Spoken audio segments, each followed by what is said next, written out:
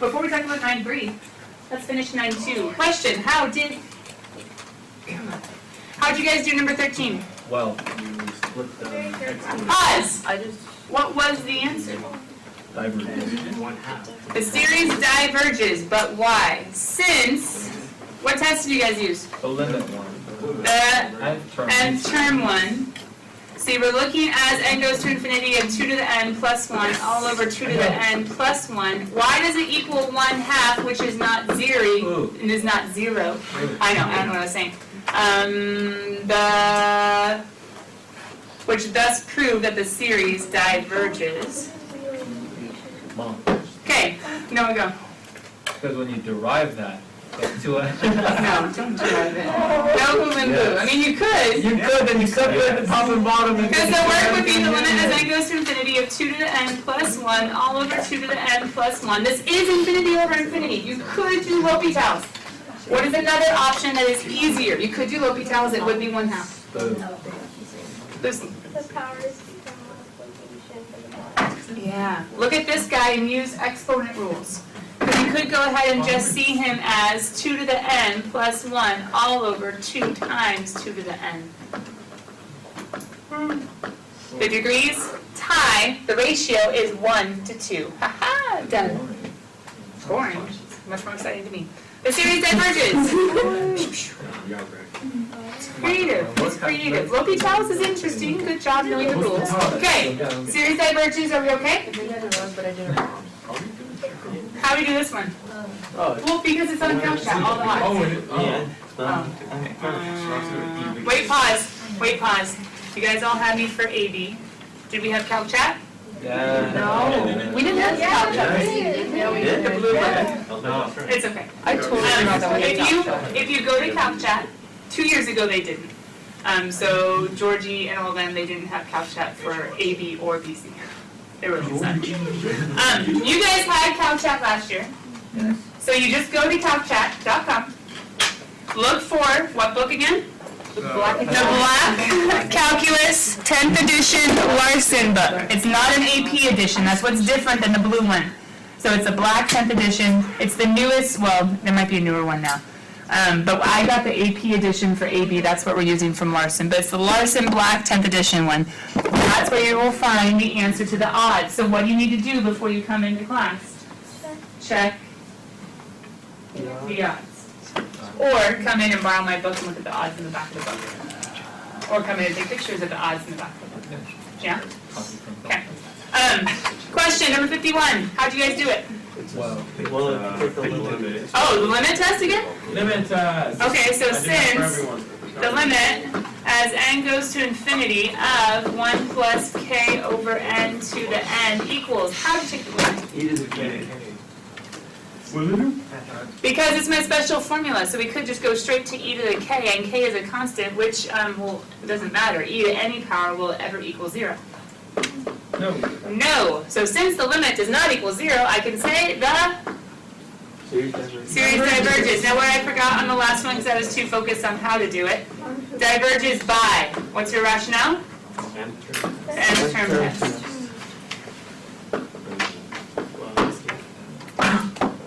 Go ahead with the question as I fix this guy.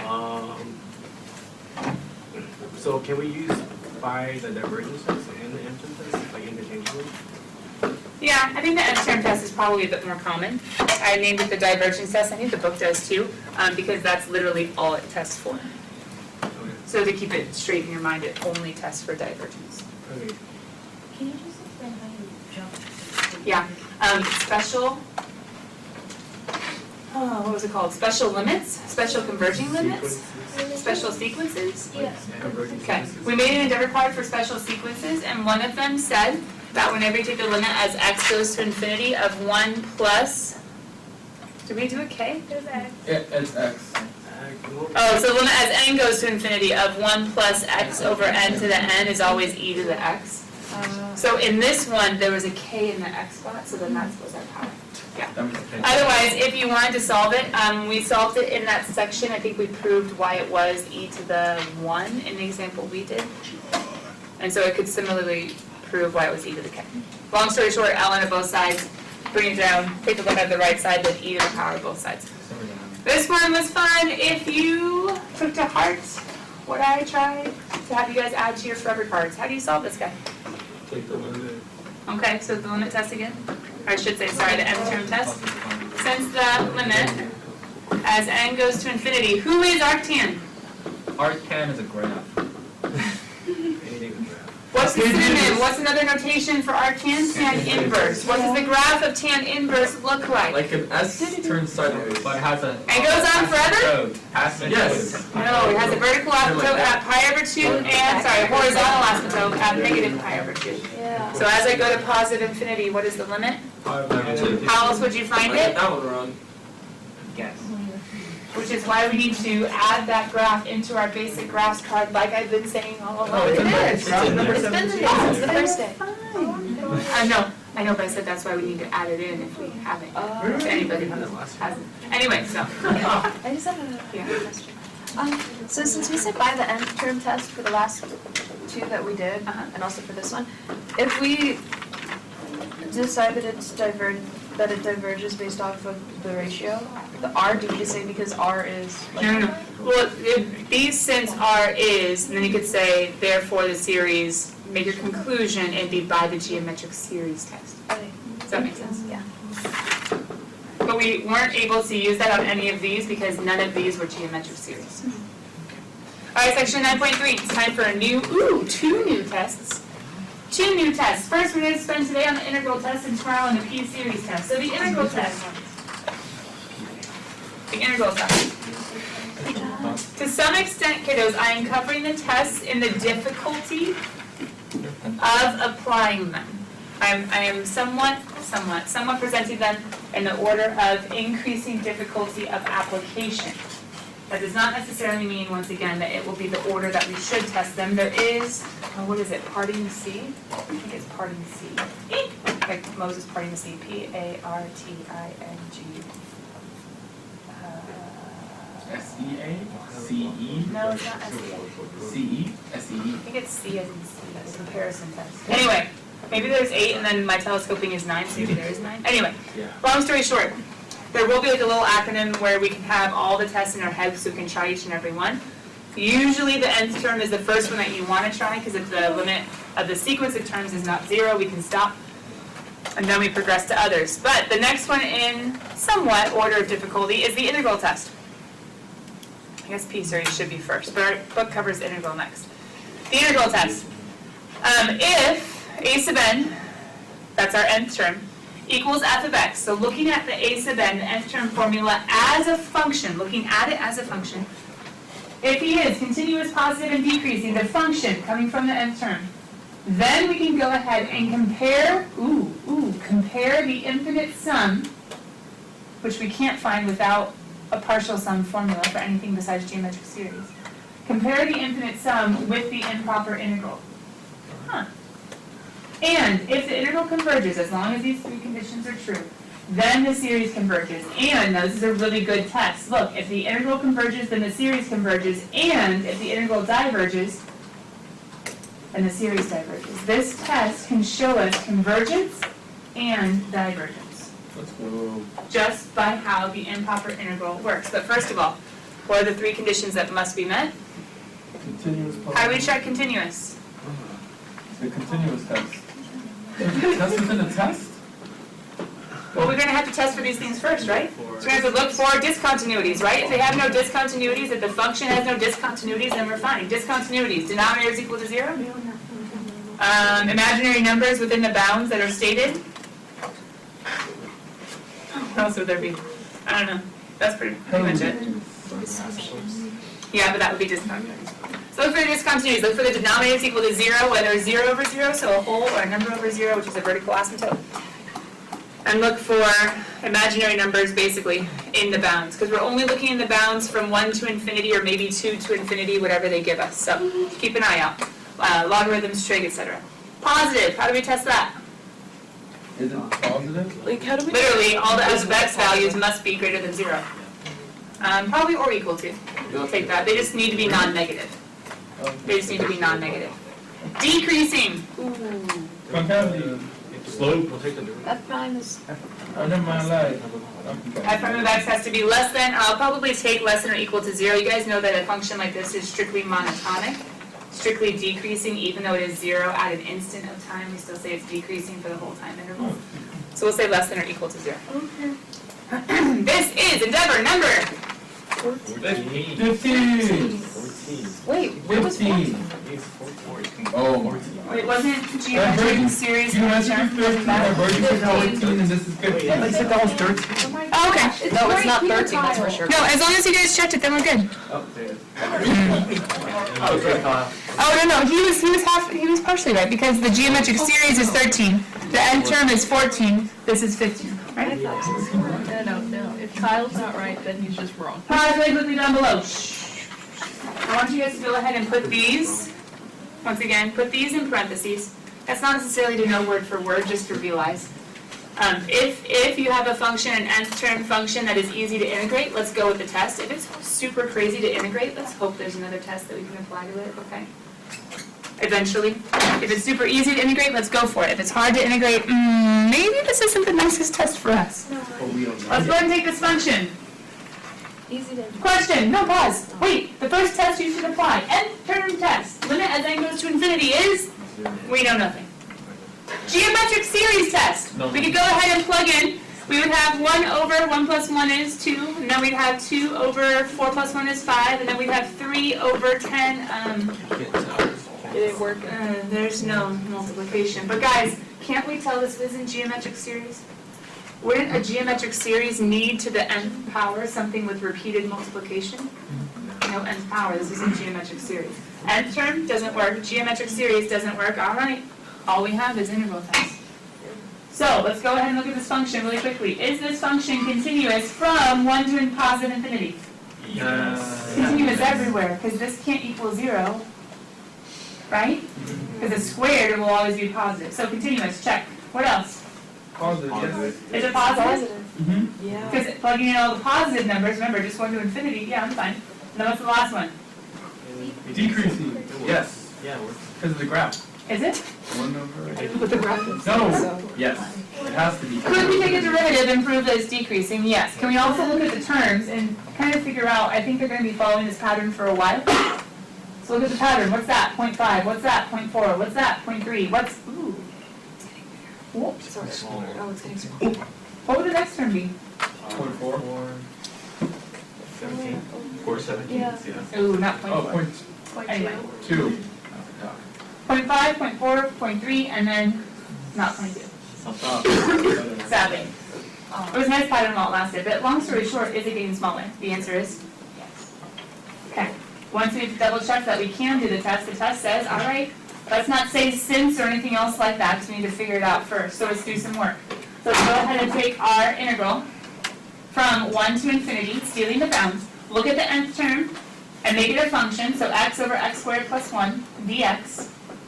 If we were to solve, wouldn't we take the limit as b goes to positive infinity of, question, how are we going to integrate this guy? U squared. I don't know what's U squared, but U sub.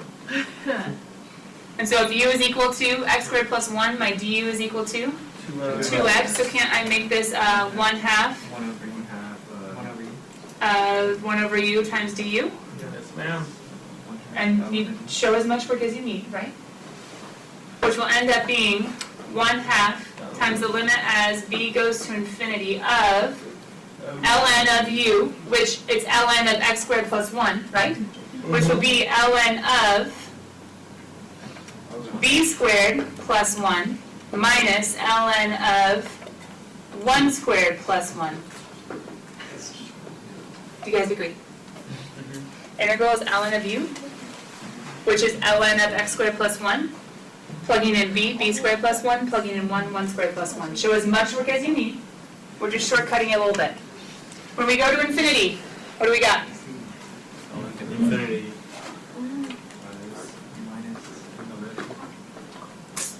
ln 2 is not going to take away from infinity. What's my answer? Can you make So my improper integral diverges out.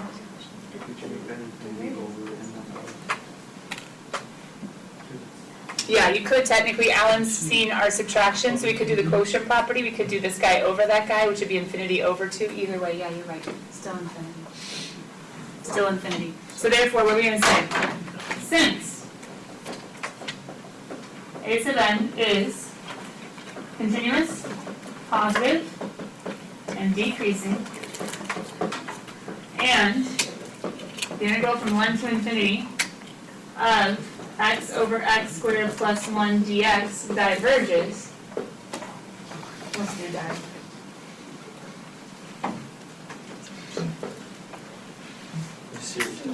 The series diverges as well by The integral. the integral test.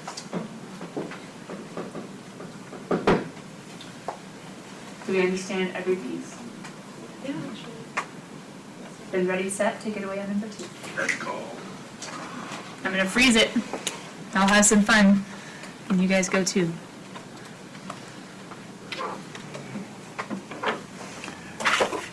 Our goal is to get to something where we have no other test to solve, and it is not possibly continuous, positive, and decreasing on the whole interval. Whatever will we do if we only have the integral test to use? So that's not possible.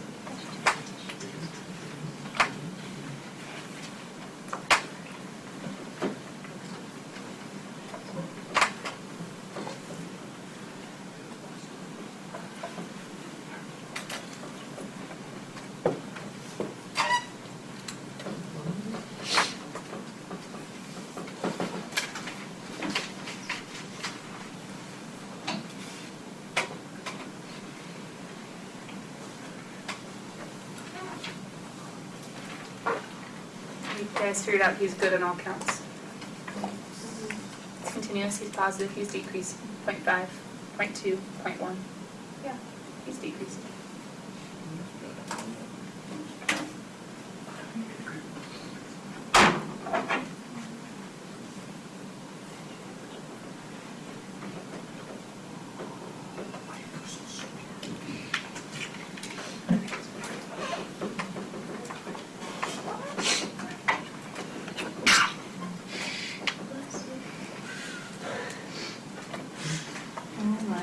Bless your soul.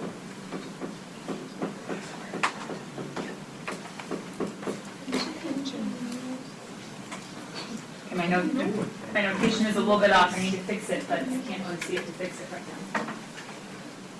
Take your time.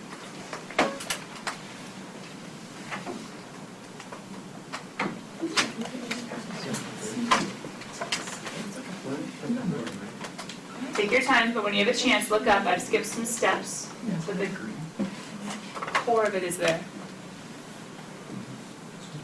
You guys agree? Arctan? Plugging in B, plugging in 1. What happens as I approach infinity of arctan? Minus arctan of 1? No idea. When does tangent equal 1? When sine over cosine is the 45. same at a 45 or a pi over 4 angle. So negative 5. Gabby, question. Yeah, I just had it. Why did you put x? Because our integral test says if a sub n is continuous, positive, and well, I should say if a sub n, let a sub n equal f of x. So ultimately for the integral test, they'd say take the nth term, which is in series notation, make him a function, put him in an integral, and as long as he is continuous, positive, and decreasing, the result will tell us the convergence or divergence of the series. So that's coming back to our test where it said, look at the nth term as a function of x. So we're making him a function, we're just putting x's in the place of x. Any other questions? Negative 5? Because it's 2 pi over 4 minus 1 pi over 4. Wait, Yeah. what? So then, what's my conclusion? You guys go. It's positive and decreasing.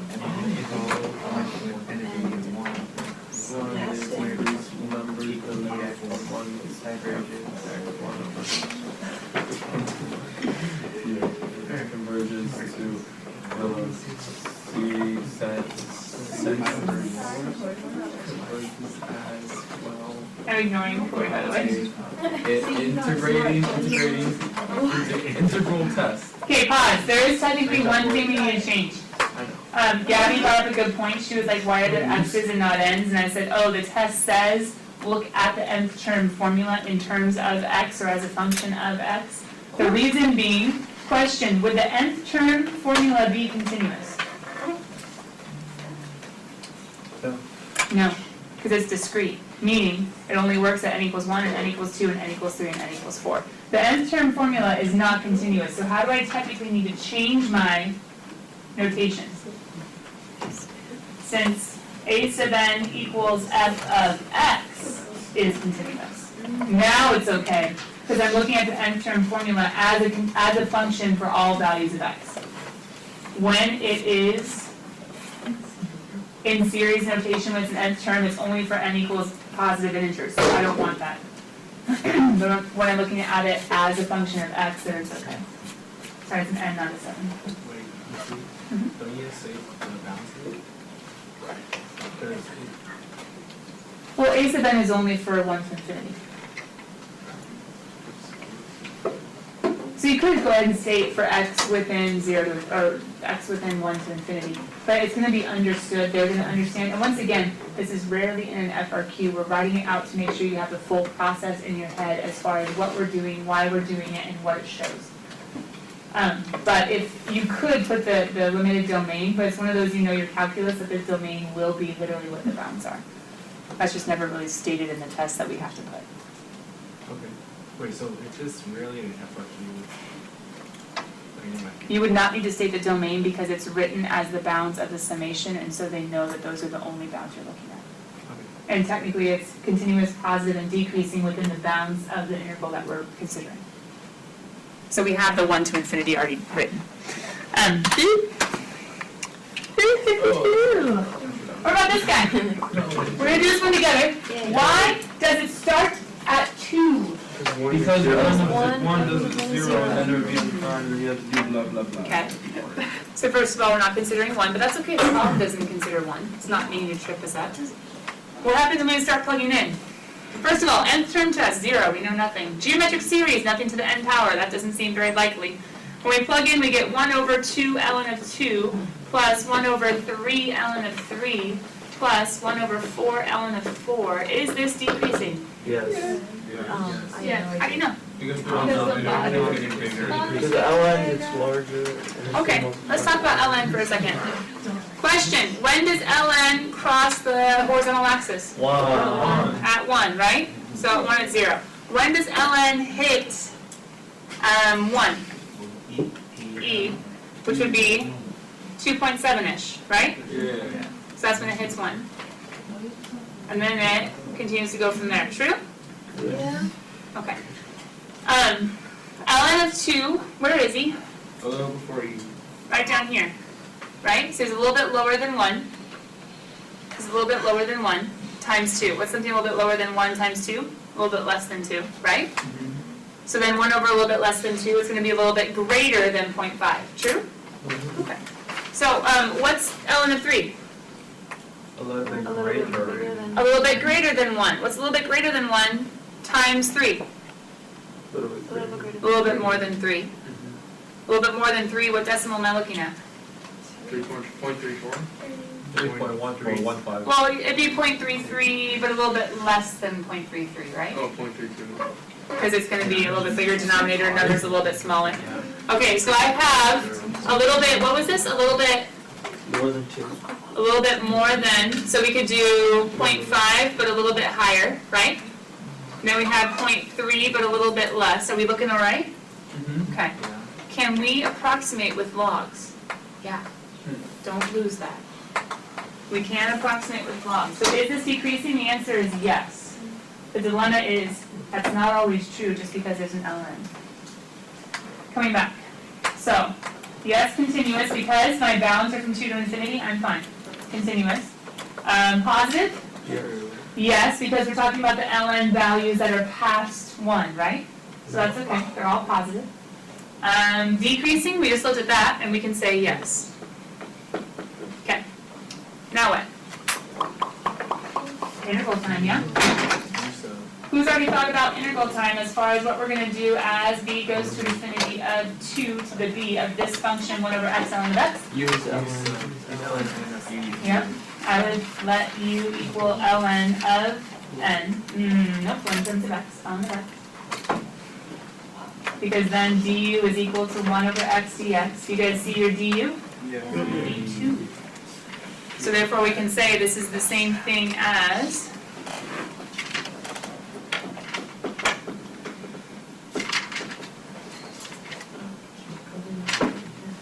so it's going to be 1 over u du, true? How do we integrate 1 over u? Ln. Ln of u, so it's going to be ln of? Ln. ln of, ooh, but I'm plugging in 2 to b, right? You guys okay if I go this far? Yeah. Fine.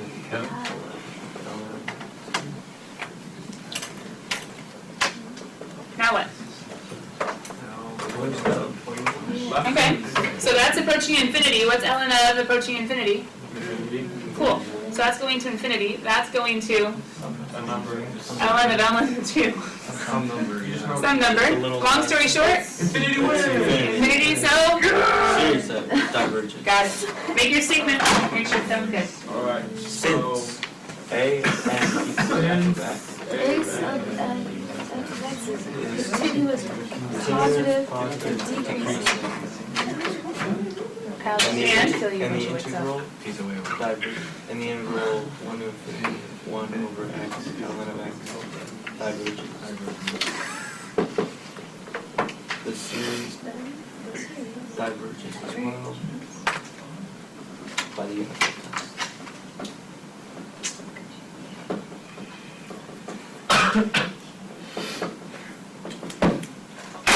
We got it? See? And we're memorizing our debit card all at the same time. Number 4. That didn't work. Never mind, we'll leave awkward space. Okay, number 4. No, no, Oh, please. that's easy. You just make the u tangent inverse, and then everything cancels out. Oh, I was complaining about the awkward spaces. Wow, you I just did Pause. Is it continuous? yeah, I can see the tangent. Yes! Zero. Tangent inverse. Can I plug in any x? Yeah, it goes forever left, forever right. Anything that's Does it have all the y's? No, but it has all the x's. Okay, good. So it's continuous, true. Is it positive? Yeah. Why? Because Does the tangent inverse go below? you're not going Yeah, to but that's positive. My bounds are from 1 to infinity. Good, so I'm okay. Positive. Is it decreasing? Nay. I'm not sure. Oh wait, no. Well, it can actually. Eventually. Well, it'll approach us It probably 2 on plateaus. top. Equals. What's tangent inverse of 1? 0.7. All over 2. 2, aka pi over 8. What's tangent inverse of 2? A positive number. A number. Some number. 2 pi over 4. Okay, hold on. We're not totally The max, highest number is pi over 2. incapable. Okay, how does We know the tangent hits 1 at pi over 4, right? Okay. When's tangent gonna hit 2? A little above. So pi over 4 is gonna be a little bit plus, right? A little bit higher? Yeah. What's the next tangent inverse that we know, so we can compare and try to figure out a range? Pi over Pi. 2. With 3. Pi over 2, that would be when tangent equals DME. That's not helpful, that's the vertical asymptote. What's something else you 3 know? pi over 2. Pi over 3, what's tangent of pi over 3? Root 3. Root 3, what's that gonna be? A little bit less than 2. Yeah. Oh, struggle. So it's something higher than even pi over 3. Well, hold on, let's see if we got these numbers. Oh, pi over 2. Pi over 4 is a little bit less than 1, right? How about pi over 3? It's greater than. A little bit more than 1, right? So a little bit less than 1 over 2, that's going to be a little bit less than 0.5, right? A little bit less than 1 over 2. This one's going to be a little bit more than, because it's even greater than pi over 3. So it's something that's going to be a little bit greater than even pi over 3. So a little bit greater than 1 over 5. Well, hold on, what's 1 over 5? 0.2. 0.2, but it's a little bit higher than 0.2. But guys, am I still okay? Yeah. Still okay. Is it decreasing? Yes. What am I helping you avoid? How did you find the decreasing nature? take the derivative and then make a sign chart and say, hey, what's the signs for, and then you could know for sure. So if you're ever stuck and you don't want to, okay, but if you're ever stuck, just saying. Okay, anyway, all that to say, decreasing, yes. So then you've already started thinking about the integral, true? Yes. The limit as b goes to infinity of the integral from 1 to b. Of 1. What am I going to do with tangent inverse Wait, that's the of x all over x squared plus 1? Who's my u? inverse. U is tangent inverse of x. du is? Don't I have perfect du? Yeah, these examples are nice. I'm wondering why. I hope I'm not. Whoever chose these. So I'm going to end up with the limit as b goes to infinity. That's all right. I'm a kid. Let's try it. 1. Isn't this going to be u du? Yeah. So isn't that going to end up being 1/2 u squared? Yeah. And isn't u my tangent inverse? Yeah. D. That's fine.